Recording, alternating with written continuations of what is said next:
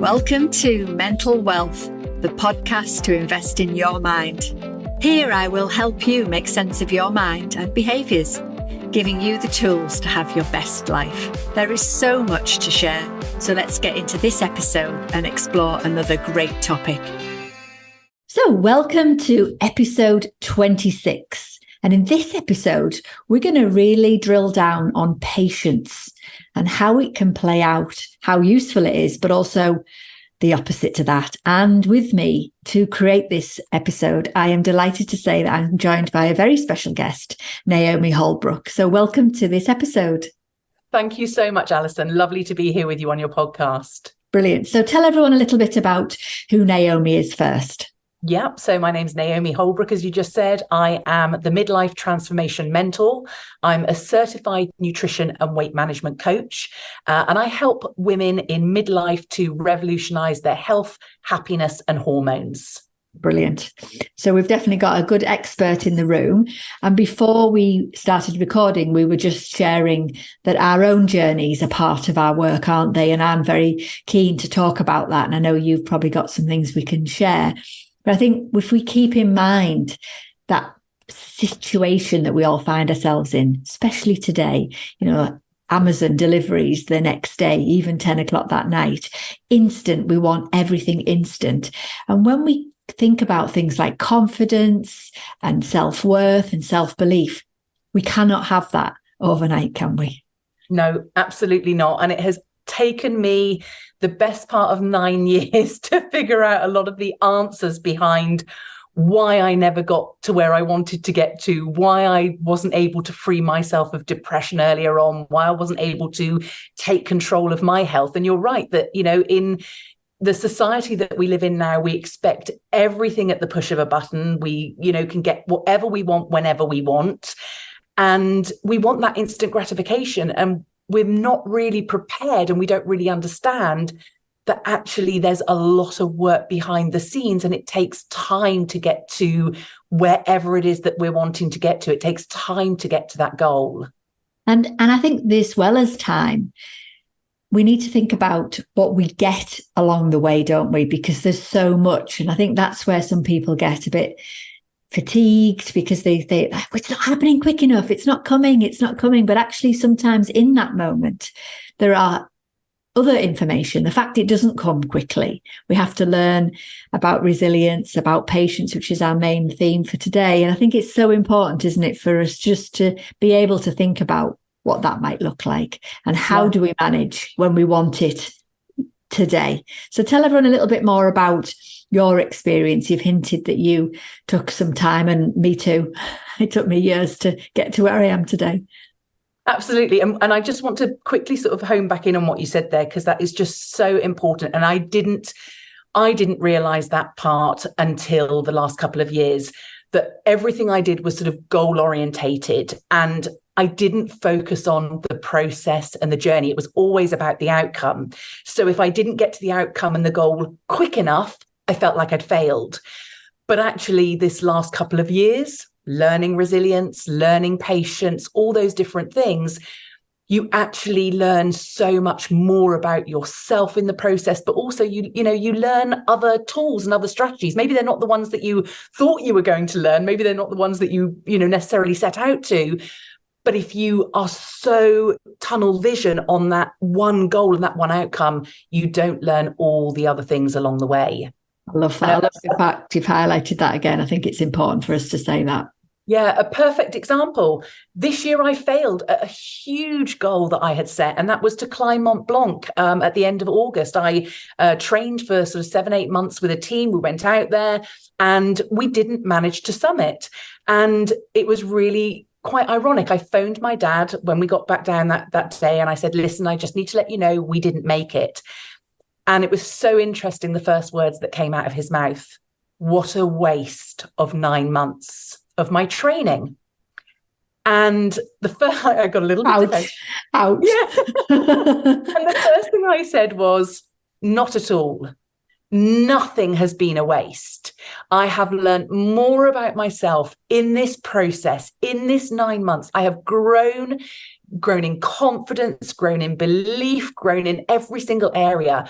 I probably got more from the knockbacks in the journey than I would have done from the final summit. So it just goes to show that we still are a lot in that mindset of, if you don't achieve a goal, you failed.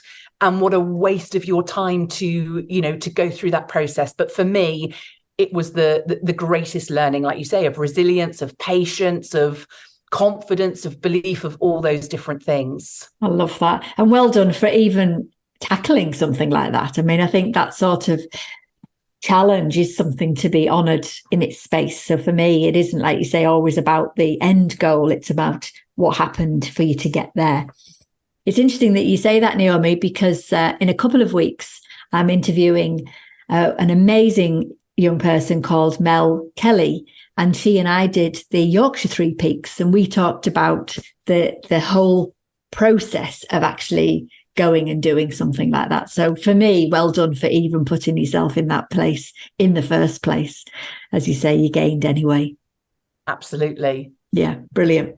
Okay, so tell everyone a little bit more about what you've learned, or however you want to share this bit of your story. Naomi, yeah, so I suppose, a bit like we were chatting before, it makes sense to, give a little bit of understanding and background behind the transformation that I've gone through. As a young girl, I battled with poor body image. I struggled with my mental health, didn't realize it back then because, in the 80s, that wasn't talked about, but I really struggled at school. I had a lot of, kind of childhood illness, asthma, all those different things that meant I had lots of periods of time off of school, which I really struggled then with catching up with, low self-confidence. And sadly, my mum became chronically ill when I was only 12, a dreadful 7-year illness, and passed away when I was a teenager. It had a profound effect on me, my mental health, but also my physical health. I, turned to comfort of food and alcohol from a, teenager through my 20s, my 30s, and threw myself into a 21-year career at the age of 19. And at 39, I was clinically obese. I was pre-diabetic. I had the worst depression, anxiety. On the outside, I was this confident woman because I put on this daily mask and, kind of acted that everything was absolutely great. But inside, I was in constant turmoil, just, negative thoughts, conversations with myself, really, harsh conversations. And at 39, literally 4 days after I turned 39, I was like, I just don't want to be like this at 40. I want to change. I want to do things differently. So my transformation started off as a physical one. I thought, I need to lose weight. And when I lose weight, I'll be happy and I'll get rid of depression and everything will be perfect in my life. And my 40th year, I was a size 10 and I'd lost all this, 4.5 stone of weight, and I was my fittest, my healthiest. But my mental health was still dreadful and my mindset was still dreadful. And I couldn't figure out why. Why am I not happy? I've lost all this weight. I'm kind of where I planned to be. And there we go, talking about the goal of getting there. And then 4 years ago, I guess I started my inner transformation. I started to work on my mindset. I started to work on my beliefs. I started to work on old behaviors, on trauma, on all the things that had kept me in this place of being this woman with low self-confidence and lacking belief in herself. And, even the very fact that I signed up to do this huge goal this year of climbing Mont Blanc, I wouldn't have even dreamt of it 4 years ago, 3 years ago, 2 years ago. So I guess the transformation became, in the end, a holistic transformation. I thought it was all about the external transformation, the losing weight. But then what I realized, it was actually I needed to work on my mental, my physical, my emotional, and my spiritual well-being. And that's why I created my unique SMART formula that I now use with my clients inside my transformation programs to help to work on all those different aspects to thrive in midlife, to have, optimal physical, mental, emotional, and spiritual well-being. Brilliant. Thank you for sharing so much of that, because I think just people hearing others talk about their challenges is so important, isn't it? And one of the biggest reasons for me creating this podcast is so that we don't feel as alone when we're listening in. But I think something else that really stands out for me when you describe the need, and it is a need for us to look at all aspects of mental, physical, emotional, spiritual, as you say, absolutely 100%, do we then need to roll in the patience, because we are going to need to work out lots of the hows. And I often talk about it being like a jigsaw, and there's lots and lots and lots of pieces of the jigsaw. And how do we do a jigsaw? We can only do it one piece at a time. So being able to keep our mind on that, how do we do patience? What might that look like for each person listening in today? Because it might be different. But what is it that either gets in the way of patience? Is it the mind? Is it the results aren't there? What might it be? And I think just listening to us talking today, hopefully will just help people see that they've got to keep going. But the skill is to find which way to go, isn't it? And be patient. And I think something else that I think we should touch on, Naomi, is that when you do have a little setback, only see it as a setback, or is it a learn? Is there something great? And what would you say for that? Oh, absolutely. You're speaking my language. First of all, one thing I always say to ladies in midlife is, do you feel like you've dropped the jigsaw puzzle and you've lost the box with the picture? And they're like, oh my gosh, yes, that's it. So it is that feeling, like you say, of you've got to put the pieces back together one by one, but you've also got to know, like, at least you've got to know the kind of the main key four corners first before you can put those other pieces back in. And I think absolutely, like you just said there, learning that resilience and patience along the way. And what I would say is it's not easy to get into this mindset, because, as you know, most of us are in a fixed mindset unless we have the tools and the strategies to grow ourselves into that growth mindset. And I realize now that I was 100% in a fixed mindset, which is why I gave up every time I failed, why I told myself I tried everything. I always say to my clients, embrace the process, embrace the messiness, embrace the hiccups, the challenges, the obstacles, because they are all a part of the lesson. And you can't see it at the time, and you do get frustrated. But when you get to the other side, or you get through it, you kind of look back and go, that's what it was telling me. That's what the lesson was. I can do that easily now when something doesn't go to plan, or a challenge comes up. I can really easily now kind of just ride through it and know that, it's meant to be, and that's what's going to happen, without it sounding kind of all woo-woo. But that's really difficult when you're in a fixed mindset. So I think what advice I'd give to your listeners is, almost think of it like the roller coaster. Hold tight when you get to those moments, because then you're going to get this incredible view. You're going to get to the top of the roller coaster, but you've got to be prepared for those ups and downs. There is no goal that you will achieve that's achieved through a linear process. It's all going to be ups and downs. And part of climbing a mountain this year, when everybody said to me, why on earth have you set that as a goal? I was like, because life is full of mountains. We have to climb, and literally clamber our way up in life sometimes. But if you do push yourself through, you get this incredible view at the top, and you get to feel this intense sense of pride and all those other things. So I think my biggest thing is embrace it, embrace the messiness of going after your goals. But I think especially for women, I know that this does apply to men, because I've had men reach out to me and tell me this as well. But I think we are striving for this perfectionism that doesn't exist. And so when we're not perfect, we fail. And I always say to my clients, it's a bit like having a puncture and then going around and slashing the other 3 tires. Just fix the puncture and get back on the road, and stop derailing stop self-sabotaging all the results when you could just have had a minor blip and got back on towards the journey. I love that. I think it's so important, isn't it? Like you said before, we need the bigger goal, but then in between, we need these teeny tiny things, and they're celebratory. We can celebrate each one of those little teeny tiny things. And I think as well, it's really important for you to have highlighted this, that it isn't going to be straightforward. Life isn't.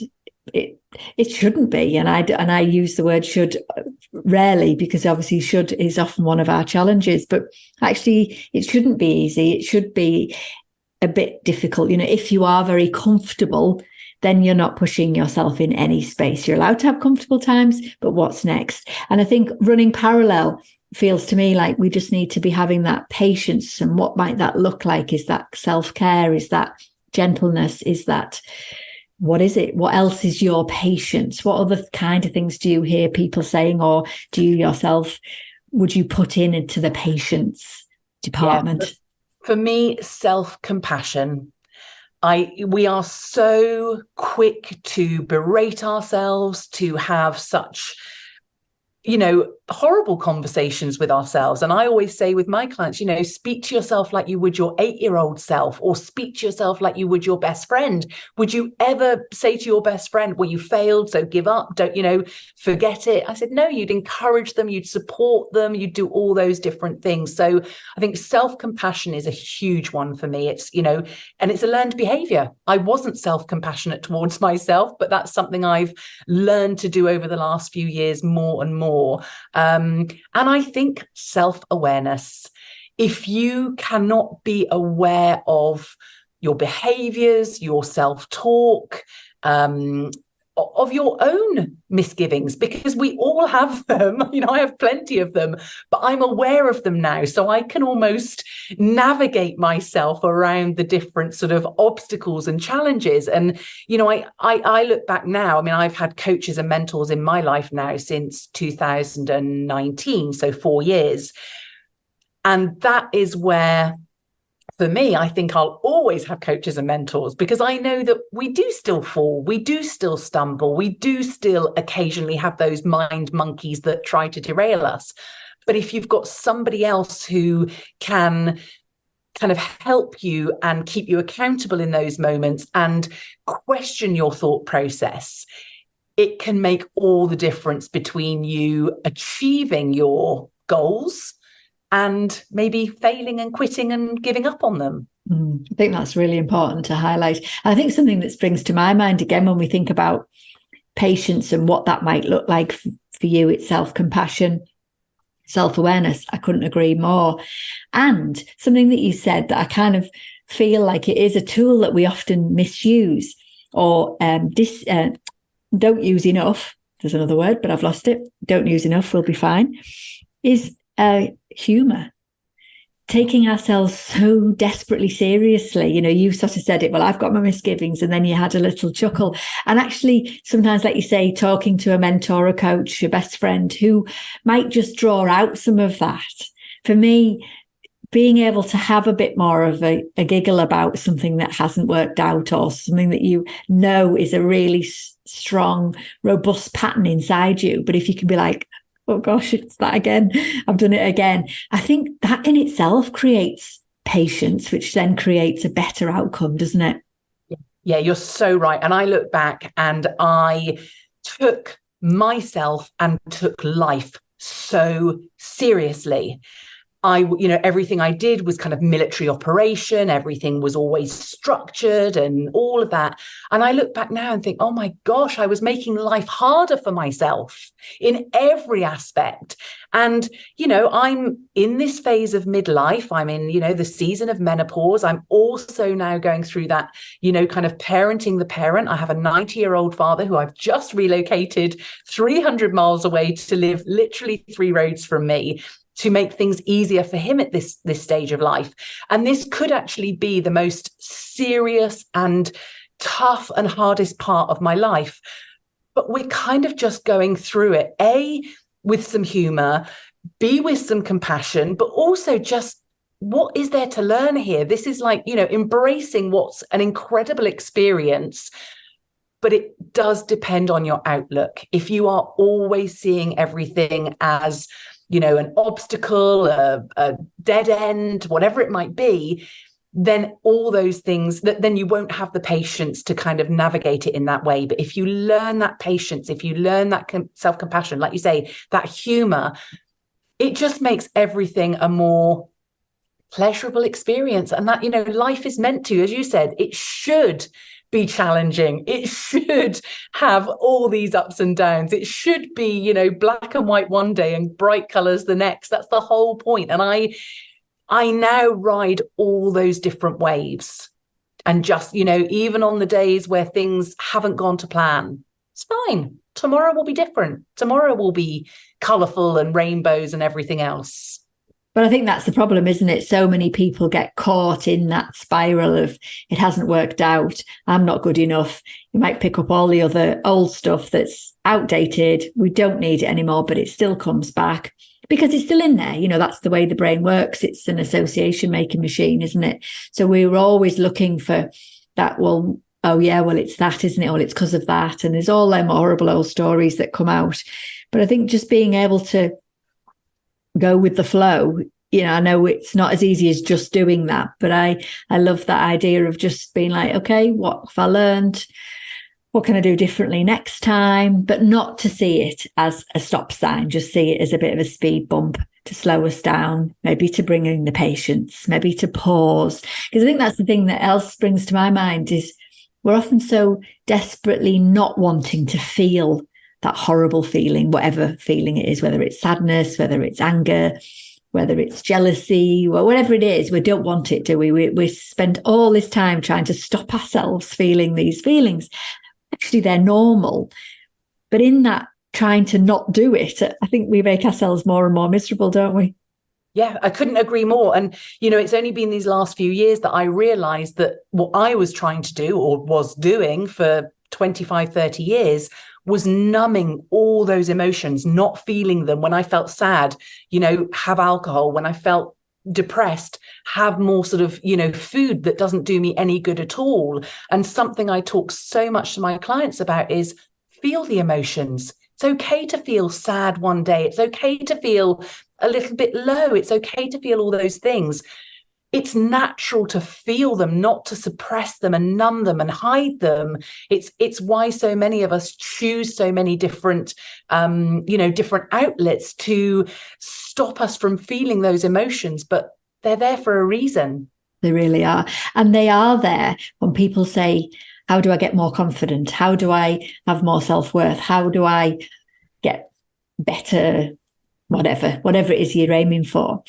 And actually people are thinking they're looking for something, but actually it's already here. It's just we've got all this other stuff sat on the top, whether that's impatience, whether that's lack of compassion, whether that's being very serious. It's here, isn't it? It actually is here.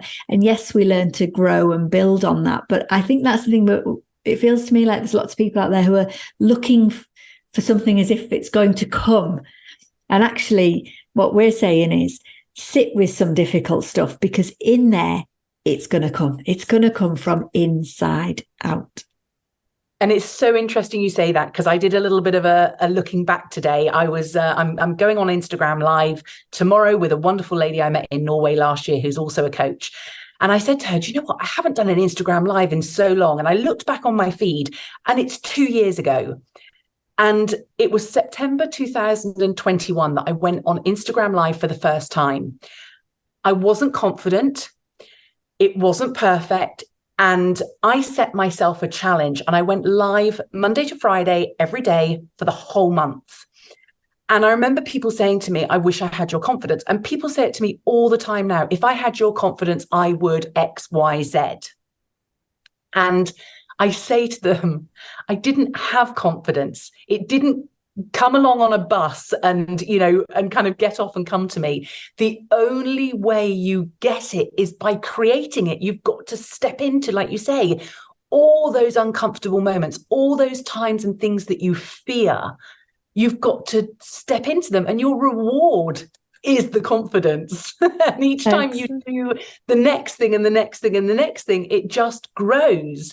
But if you're never prepared to get uncomfortable, which unfortunately I think is something that so many of us aren't prepared to do. And I know I wasn't. Me too. You know, if I was cold, I'd put the heating on. If I was too hot, I'd put the air conditioning on. If I was a little bit hungry, I'd just buy myself snacks. You know, I cold water swim throughout the whole of the winter now. And some people say, why do you do it? Do you enjoy it? I don't enjoy it all the time. I do it because I choose the uncomfortable things now, and it makes everything else in life a little bit easier. It's really important, isn't it? Something that strikes me there is making sure that individually, for everyone that's listening in to this episode, is whatever confidence you are looking for is your kind of confidence. Yes. So I think something else that happens is we compare. So some people might see you and me as well. They think, you know, I'm up on a stage quite often. I'm this massively confident person and I can't be that. But you're not going to be that, because that's not you. That's not necessarily where you want to go. So I think when we're talking about how does it resonate, what's really key is to make sure that whatever it is for you, your success, your confidence, that's what you want to be aiming for, not worrying about what everyone else is doing. Yeah, absolutely. And that was a huge thing for me. I compared myself throughout school, throughout college, throughout my career, and in friendship groups and everything, always comparing myself, always feeling like I was, you know, that terminology, I was behind, I wasn't kind of where I should be. And over the last few years, again, I've let go of that thought process of, you know, I'm not where I should be, or I should be further forward, or they're doing this, or I'm doing that, and just embracing my journey and just seeing that everything that I'm doing, as long as I am improving on where I was last week, last month, last year. And like you say, that confidence is so different to everybody.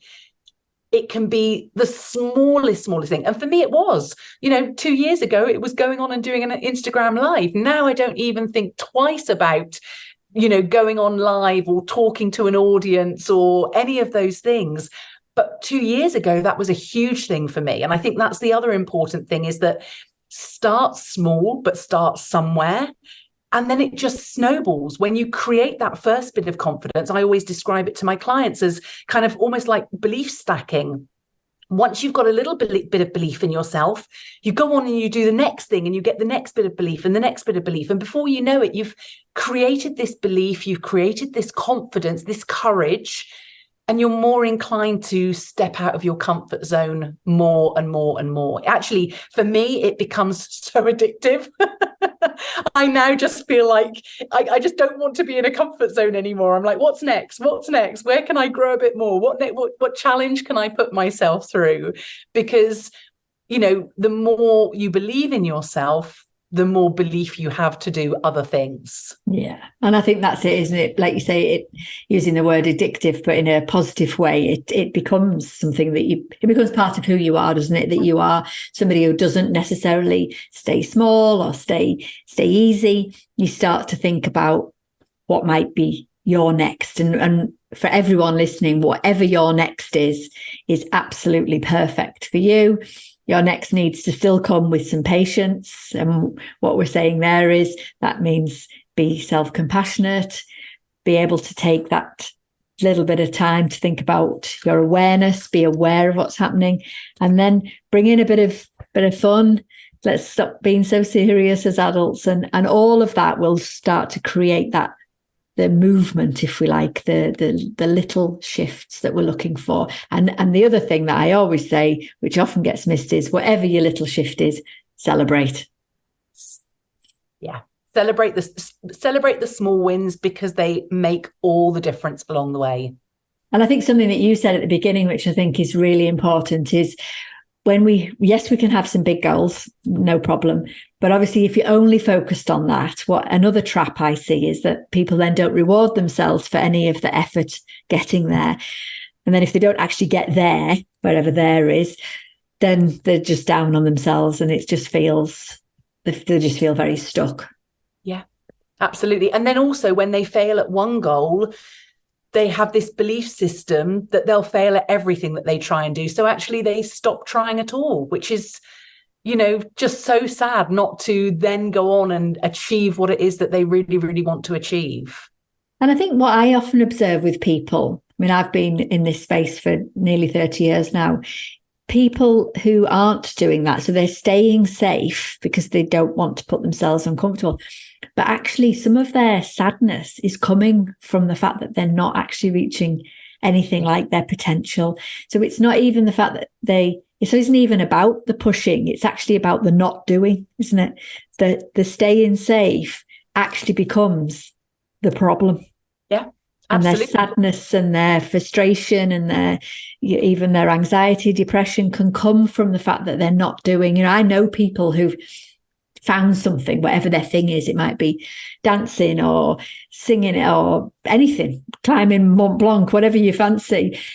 And in that, they've found so much more because they have pushed themselves. And I think that has to be our reminder, doesn't it, about how we get this thing called confidence. Yeah. We've got to start in little ways. It doesn't just come on a bus. Absolutely.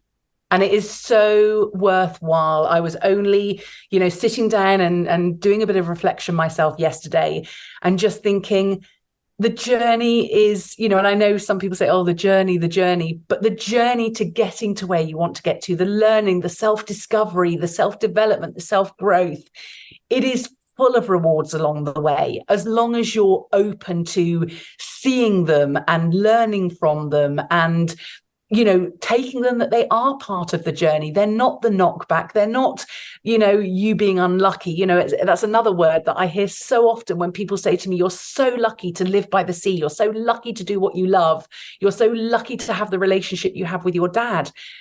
And behind the scenes, it's been a complete and utter mess for, the best part of 9 years to get to create the life, the relationships, the business, all those things that I've wanted to and not just dreamt about them, but decided to actually create them.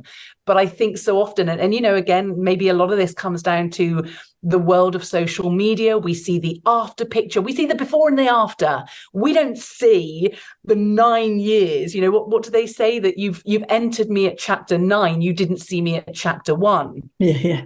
And people just assume that overnight success story. Nobody wants to see the grit and the determination and the knockbacks it's why on social media I really do share the behind the scenes of my journey, because I want people to realize that it's not easy. It doesn't have to be difficult. It can be fairly simple if you've got the right tools and the right strategies. But it also is a real mix of emotions. And you've got to embrace that, the messiness, the chaos, the knockbacks, all those different sides of it. But when you get to that peak, that summit, and you look down and you look at what you've achieved and what you've put yourself through, there is no greater sense of pride. I love that. And I think it's so important, isn't it? You're sharing with us that you're digging deep, everything that you did to get here, which again, I talk a lot about. I didn't arrive here either like this. It was a very bumpy ride. Lots of tears, lots of discomfort, lots of situations that I was putting myself in that were wrong for me, all the while trying to feel okay. And, everything that you do, even if it's things that haven't worked out, you did them at the time because you thought they were the right thing, and B, maybe it's just that you learned something new while you were there. And I think that's the way to see it, isn't it? I often use the metaphor about sailing. If you go out on a mill pond in a sailing boat, would you learn how to sail? Not really. But if you go out and it's a bit windy, it's a bit choppy, oh boy, you'll learn how to sail there. You'll learn the hard way. You'll probably capsize, but you will learn how to navigate. And I think life is very much like that. Totally. Yeah. Brilliant. Always stormy seas. always. But as long as we've got a nice big P on our sail with patience written on it, then I think we can probably go much further. Yeah, absolutely. Brilliant. Oh, thank you so much for coming and creating this episode with me, Naomi. It's been absolutely brilliant, and I feel sure we can have lots of other conversations into the future. I'm sure we can. Thanks so much for having me, Alison. It's been wonderful. Thank you. Okay, so in next week's episode, we have got Kirsty Knight, and Kirsty and I are going to talk about the work-life balance. So hope you can join me then. Thank you for listening and sharing in this episode of Mental Wealth. Remember, you can subscribe wherever you get your podcast. My last question to you is, what is the one small thing that you can take action on from this episode? Message me on Instagram or through our website with questions you'd like me to explore. You'll find the links in the show notes. I'll be back with more tools and tips to make sense of your mind in the next episode. In the meantime, be kind to yourself.